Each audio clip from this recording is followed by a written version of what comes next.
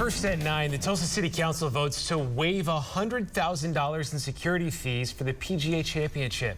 Thanks for joining us tonight. I'm Jonathan Cooper. And I'm Tatum Gwynn. Tulsa police estimated the cost of running security for the PGA at Southern Hills at $110,000. But the final cost actually ended up more than double that at $225,000.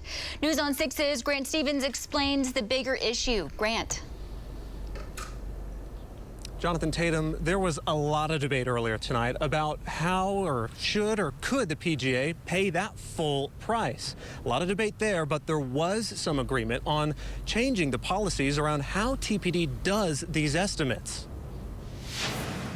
Requests like these are hardly unique. We waived $78,000 over the last 5 years total for July 4th. The MLK parade waived $73,000 in fees, and the Veterans Day parade in the amount of $56,000. And that's a problem. The lack of accuracy on the quote is putting counselors in a position to make a very difficult decision. I think this is a bigger discussion than just the PGA. It highlights a larger issue with TPD estimates. A number of other events have seen huge changes in costs from year to year. Where it fluctuates to the point where they can't even plan from year to year what they're going to be expected to cover when it comes to those security costs. And I said, I mean, that is a big problem. The council made it clear TPD isn't entirely to blame. I hear you all saying that TPD messed it up and we should cover it. No, we didn't say they messed it up. It wasn't the word blame. It's more,